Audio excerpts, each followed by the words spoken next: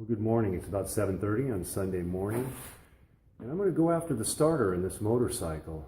I looked at the service manual, and it says that you have to take the cylinder head off. It's called the jug, and it's a lot of work. So I'm going to try and wiggle this thing out of here myself. I watched a couple YouTube videos, saw one other guy did it. He had to do a little grinding. I have an idea that I might be able to get it out of there even easier. Yeah, you can't really see, but it's right buried right in here. So I thought it might be better to try and get a little bit better view of what it looks like when I'm going after. Let me pull this rag out of here.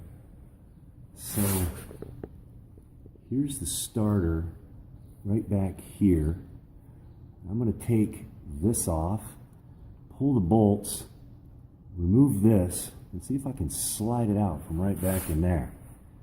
It really seems to be buried in there. They could have made this a little easier. These engineers that came up with this, I think, could have done a little better job to make this easier to change, but that's all right. The bigger the challenge, the bigger success is going to be when we get her done. Okay, so I took the chain tensioner off. Now I'm going after these little bolts, right?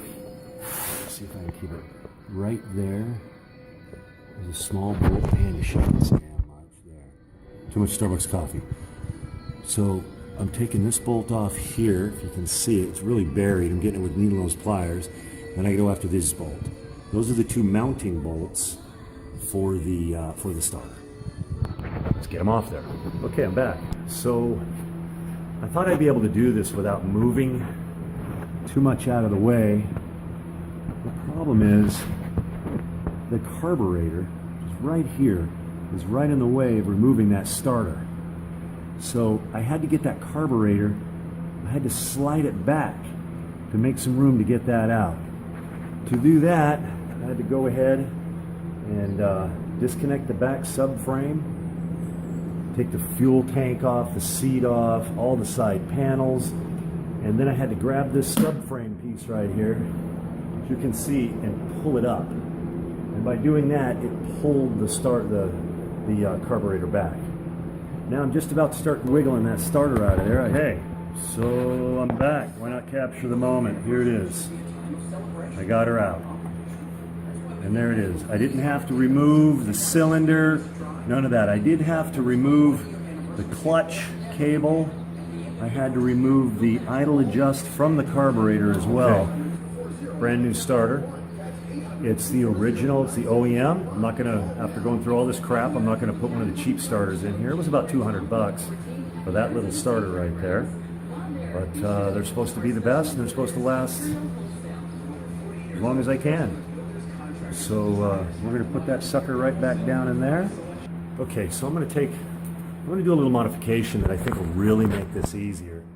So when you go and you put this in, the starter in, this bolt right here that holds the starter together, if you will, you see it's this long bolt, it hangs up on it.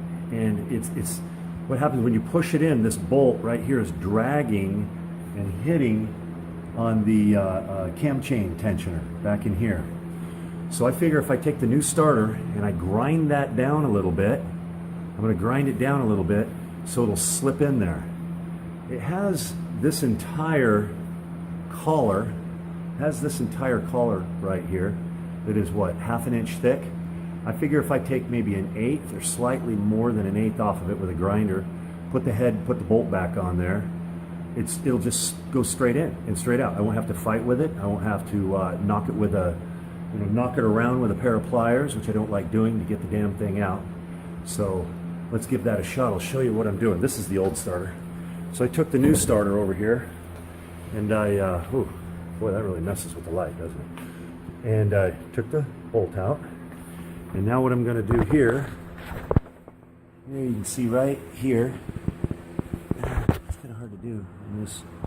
You see, I marked it with a black Sharpie, the amount that I'm going to take off of it.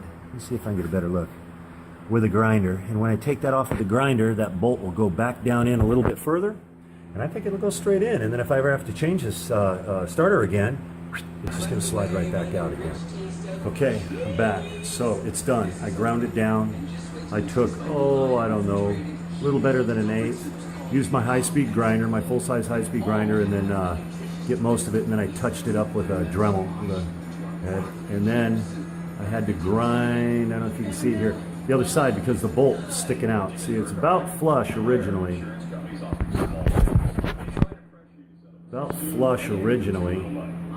So I went ahead and ground that off. And that little modification really helps. Really, really helps. There you go. Okay, it's in. You can see it right there. Nice new starter in place, bolted down. Now all I got to do is put all this stuff back together that I had to move out of the way to get to the starter. And I think I'm going to go for a ride this evening without kick-starting. It's going to be nice. Push a button to start this thing. That's a good thing. Let's get back in here and get a better view. Okay, so there's the starter. I still got to put on the cam chain tightener. Hook up my fuel line. Obviously had to take the fuel tank off. Also had to rotate this piece up. We're going to put it back down now. And what also remains is got to get that exhaust pipe on there. It's missing. We had to pull that out, and that enabled you to pull this up. Put the fuel tank on and the flares. We're going to take a ride.